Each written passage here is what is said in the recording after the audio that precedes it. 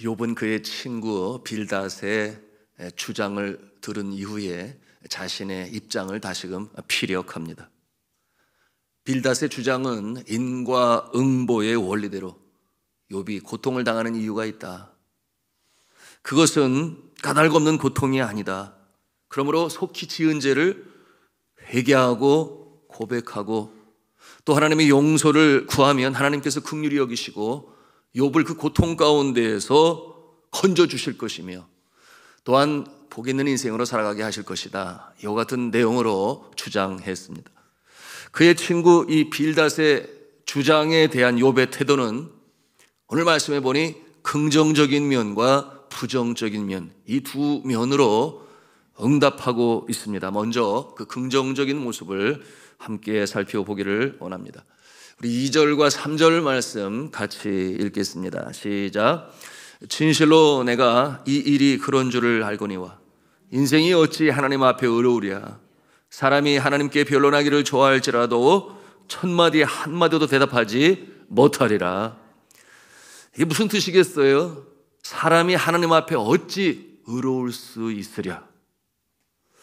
하나님과 비교하여 이 피조물 된 이 인간은 창조주이신 하나님 앞에서 마치 하늘과 땅의 차이가 있을 정도로 너무나 다른 존재다. 하나님은 창조주가 되시고 피조물이 된 우리 인간은 감히 비교할 수가 없다. 크게 이 하나님과 인간의 차이점에 대하여 두 가지를 또한 그가 표현하고 있으니 4절에 욥이 고백을 해요. 첫째는 지혜에 있어서 그러하다. 지혜에 있어서 하나님의 생각을 사람이 어찌 분별할 수 있으랴. 그런가 하면 두 번째로는 능력에 있어서 하나님과 사람은 감히 비교할 수가 없다. 그 능력의 차이는 하늘과 땅이다 하는 내용으로 인정합니다. 그 하나님의 능력은 창조의 능력이요, 창조된 우주 삼라 만상을 다스리시는 그 능력을 가지고 계신 하나님이시니 5절부터 10절까지가 그와 같은 내용으로 설명하고 있습니다. 그 능력에 대해서 구체적으로 묘사를 하고 있는데요, 5절에 보니 산을 무너뜨리시고 옮기시는 능력, 6절에 보니 땅을 움직이시는 능력이 있으시다 그랬어요. 이와 같은 모습은 우리가 쉽게 연상할 때 화산 폭발이나 또는 지진과 같은 이 지형을 변화시키시는 이 하나님의 손길을 보면 금방 이해가 됩니다.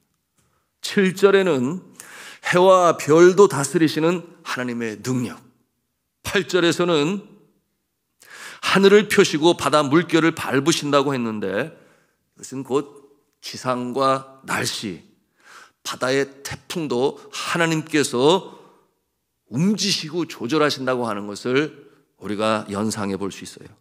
9절에 보니 하늘에 보이는 천체를 창조하시고 질서정연하게 다스리시는 분이 또한 하나님이시라 하는 것인데요, 여러분 이 10절의 그 능력을 한 문장으로 이욥이 결론 짓고 있습니다. 우리 10절 말씀 같이 읽습니다. 시작. 측량할 수 없는 큰 일을, 셀 수 없는 기이한 일을 행하시느니라. 하나님께서 그와 같은 능력으로 행하신다. 셀 수 없는 기이한 일을 행하시고 측량할 수 없는 큰 일을 행하시는 하나님 아버지시다. 내가 그것을 인정한다. 빌닷이 주장하는 그 바에 대하여 그렇게 욥이 받아들이는 모습이에요. 그런가 하면 그 능력에 반하여 인간이라는 어떠한 존재인가? 우리 11절, 12절 말씀 함께 읽겠습니다. 시작. 그가 내 앞으로 지나시나 내가 보지 못하며 그가 내 앞에서 움직이시나 내가 깨닫지 못하느니라. 하나님이 빼앗으시면 누가 막을 수 있으며 무엇을 하시나이까 하고 누가 물을 수 있으랴. 그가 내 앞으로 지나가시나 내가 보지를 못한다. 왜 그렇겠어요? 하나님은 영이시니 우리 인간은 영적인 존재로 지음을 받았으나 육을 입은 흙으로 지어진 존재니 하나님과 달라요. 영적인 존재들은 영적인 존재를 알 수 있겠죠. 그래서 예수님이 오셨을 때에 사람은 깨닫지 못했으나 귀신들이 알아봤어요. 어찌하여 나에게 오시나이까? 나에게 오지 마세요. 여러분, 우리 인생은 이처럼 하나님 앞에 부족하고 연약한 존재임을 이렇게 욥이 고백을 해요. 그런가 하면 하나님께서 빼앗아 가시든 어떻게 무엇을 행하시든 왜 그렇게 하시느냐 반문조차 할 수 없는 존재가 이 피조물 된 인간의 모습이다, 욥이 인정을 하고 있습니다. 그런가 하면 13절에는 라합을 돕는 자들이 그 밑에 굴복하겠거든 그랬어요. 여러분, 여기서 이 라합은 여리기에 살고 있었던 한 여인을 말하는 게 아니에요. 정탐꾼을 숨겨주었던 기생 라합이 아닙니다. 욥기와 시편, 이사야서에 이 라합이라고 하는 이름이 열거되는데요, 이 라합은 하나님의 적대 세력을 상징합니다. 앞서 우리가 7장을 묵상하면서 7장 12절에 본 바 바다 괴물 우리가 잠깐 보았는데요, 사람들을 고통스럽게 하고 세상을 혼돈시키는, 하나님을 대적하는 그와 같은 존재. 그런데 그와 같은 그 존재들도 하나님 아래에 굴복하겠거든, 이렇게 말씀하고 계시는 것입니다. 욥은 이렇게 하나님의 무한하신 능력, 인간의 생각으로는 도무지 측량이 불가능한 그 존재가 되심을 이렇게 긍정적으로 인정합니다. 그런데 말씀드린 것처럼 이 욥은 여전히 받아들이기가 어려운 이 하나님을 향한 이 부정적인 부분이 있어요. 그것은 왜 하나님께서 이러한 고통을 주셔야만 하는지, 그리고 마치 자신을 버리신 것처럼 이 끔찍한 고통을 거두어 가시지 아니하시는지 알 수가 없다는 것입니다. 그래도 그 이유를 알고 싶은데, 내가 왜 이렇게 고통을 당하는지 그 이유를 알고 싶은데 아무리 깨닫고자 애쓰고 생각을 해보아도 알 수가 없으니 왜 하나님은 인간을 그와 같은 모습으로 만드셨는가? 이 부분에 대해서 그는 하나님을 향하여 이렇게 원망조 섞인 모습으로 탄원하는 것입니다. 여러분, 이 첫째 친구인 엘리바스, 그리고 두 번째 친구인 이 빌닷, 그들의 말대로라면 죄 때문에 고난이 오고 고통이 오고 아픔이 오는 것인데, 자신을 돌아보면 하나님께서 율법으로 주신, 계명으로 주신, 그러므로 지켜야 행할 것들을 잘 지켜 행하고 있음에도 불구하고 내가 당하는 이 아픔과 고통이 무엇이냐, 그 해답을 내가 알고 싶은데 왜 하나님은 거기에 대해서 나에게 알려주시지 아니하시는가? 이것이 그의 마음의 고통이요, 의문이요, 그러기에 아픈 것입니다. 여러분, 지난 시간에도 나눴습니다만 계속되는 이 욥기서의 주제예요. 그게 뭐냐 하면, 의인이 당하는 고통은 무엇 때문인가? 의인이 왜 고통을 당하는가? 그런가 하면은 반면에 악인은 왜 그냥 내버려 두시는가? 그리고 스스로의 답은 나는 알 수 없다. 나는 피조물이기 때문에 알 수가 없다. 하나님이 아니고 사람이기 때문에, 인간이기 때문에 알 수 있는 능력이 없다. 그것이 그에게 아픔이요, 의문이요, 주님 앞에 계속해서 묻는 것입니다. 15절 말씀이 그런 그의 마음을 보여주고 있는데요, 15절 말씀 같이 읽겠습니다. 시작. 가령 내가 의로울지라도 대답하지 못하겠고 나를 심판하실 그에게 간구할 뿐이며. 이것이 인간의 실체라고 하는 것이, 아픔과 고난을 바라볼 때 해석하지 못하는 이 사람의 짧은 모습임을 이렇게 고백하고 있습니다. 그런데 이 욥의 이 고백은 그 뉘앙스가 자포자기적인, 절망적인 좌절 가운데 있는 모습이니 깨닫지 못하는 이 인간의 한계성으로 인해 기가 죽은 모습이에요. 그러므로 의기소침한 욥의 모습을 보여주고 있습니다.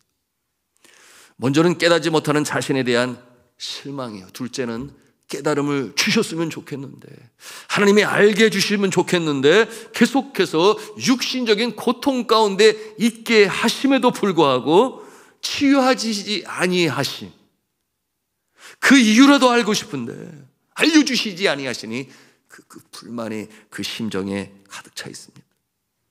세상 말로 표현하면 정말 답답하고 미치고 활짝 뛰겠다 뭐 이런 표현 하는데요, 할 수가 없으니 말입니다. 그 같은 심령의 모습을 오늘 이 욥이 고백하고 있어요. 그러므로 마지막 절까지 절망에 빠진 그의 녹두리 같은 고백이 계속해서 이어집니다. 9장 21절부터 23절까지 함께 읽겠습니다. 시작. 나는 온전하다마는 내가 나를 돌아보지 아니하고 내 생명을 천히 여기는구나.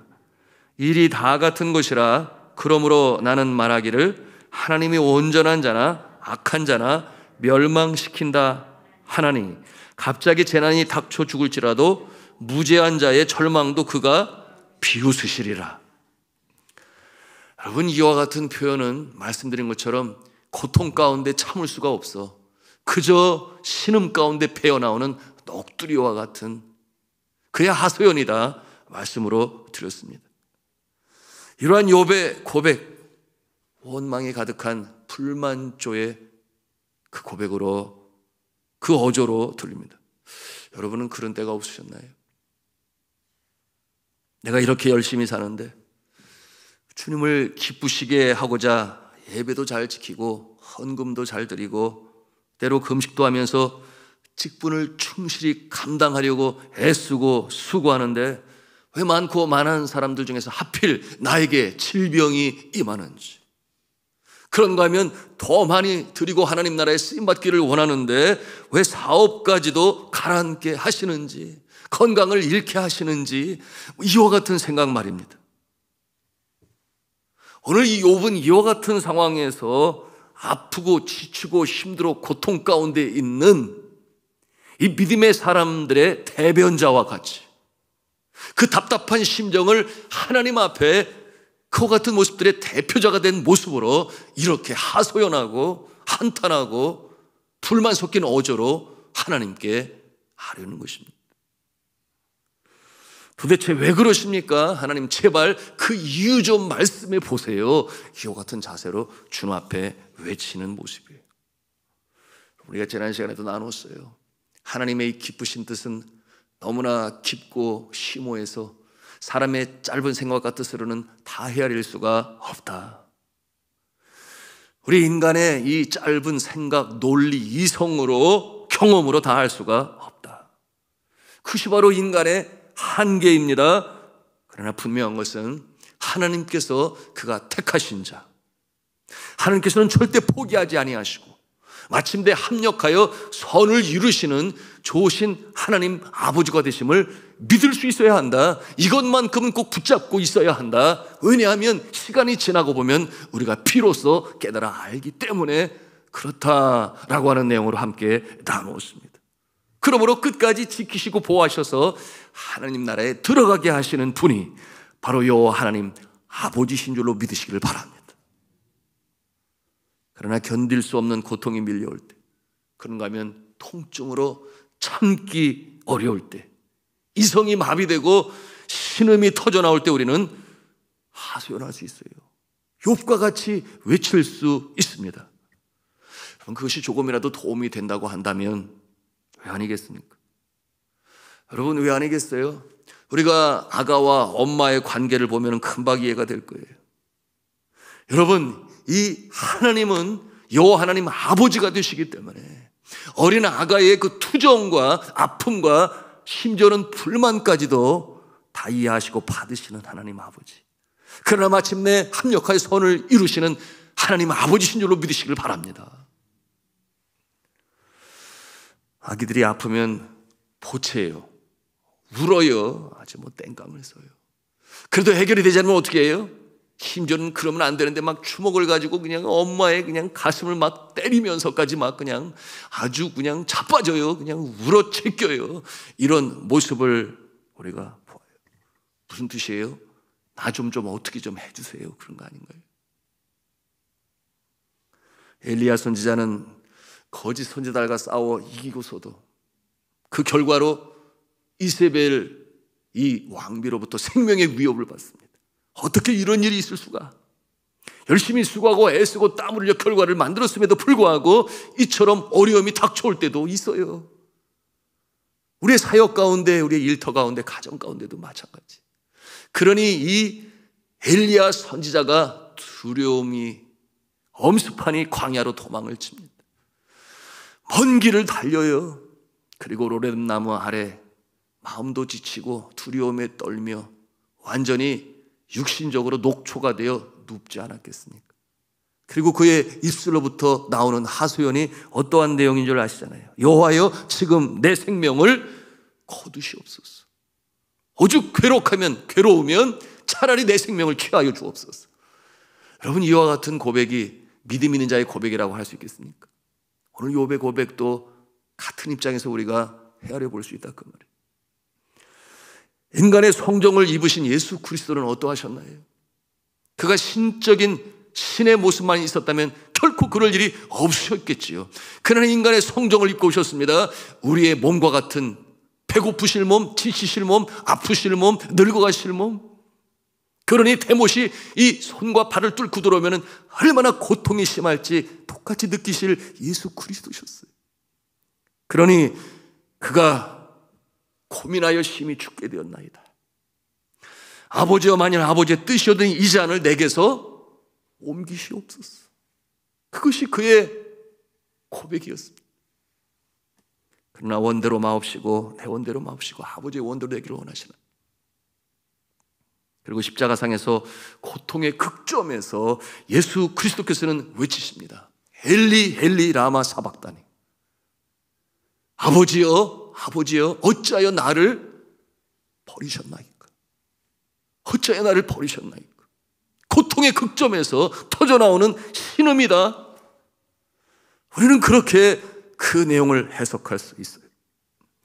아기가 그렇게 보채고 힘들게 하고 땡깡을 피고 엄마의 가슴을 두드리고 그러면 엄마가 화가 나가지고 바깥에다가 이 아기를 갖다 버립니까? 그런 엄마는 없어요. 그런 엄마는 없어요. 여러분, 그것이 하나님과 자녀와의 관계입니다. 여러분, 우리 결국 이 욥기를 통해서 우리가 보는 것 아니겠습니까? 마침내 그 결론적으로 미리 보면 하나님께서 그래서 욥을 버리시나요? 버리시지 않았어요. 오히려 친구들 편보다는 욥의 손을 들어주시면서 다시금 욥을 세우시니 그 질병을 물리쳐 주시고 또한 회복시켜 주셔서 그 이전보다 더 복된 인생으로 살아가게 하시는 이 하나님의 손길을 우리가 대하면 우리가 이 상황을 이해할 수 있는 것입니다. 여러분, 말씀을 우리가 마치기 전에 오늘 이 욥의 고백을 통해서 우리가 보는 굉장히 중요한 말씀이 있는데 우리 24절 말씀 찾아가서 읽겠습니다. 시작. 세상이 악인의 손에 넘어갔고 재판관의 얼굴도 가려졌나니 그렇게 되게 하니가 그가 아니시면 누구냐. 재판관이라고 하는 단어를 우리가 보고 있어요. 그런가 하면 32절 33절 또 같이 읽겠습니다. 시작. 하나님은 나처럼 사람이 아니신즉 내가 그에게 대답할 수 없으며 함께 들어가 재판을 할 수도 없고 우리 사이에 손을 얹을 판결자도 없구나. 하나님과 우리 사이에 손을 얹을 판결자도 없구나. 이는 엄중하신 하나님 앞에서 연약한 인간 사이에 그 누군가가 일에 대하여 중재자가 되시고 대변자가 되시면 그러면 나의 이 하소연과 탄원과 아픔을 하나님 앞에 온전히 아뢰릴 수 있겠는데, 그리고 하나님도 들으실 수 있겠는데, 여러분 누가 떠오릅니까? 예수 그리스도를 우리가 떠올릴 수 있는 것이에요.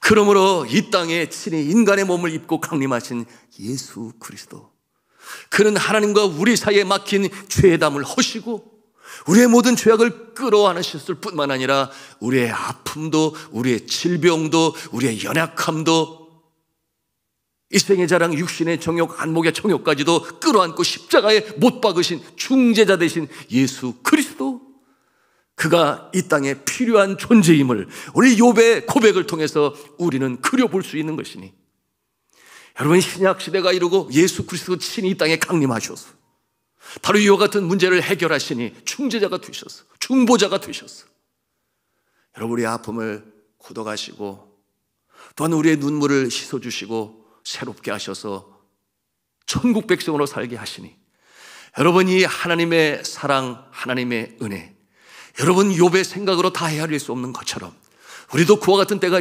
있어요. 그러나 그럼에도 불구하고 말씀드린 것처럼 하나님이 마침내 합력하여 선을 이루시니 오늘도 소망 중에 믿음을 가지고 그 하나님을 신뢰하며 기도하며 전진하시는 저 여러분 다 되시기를 주님의 이름으로 축원합니다.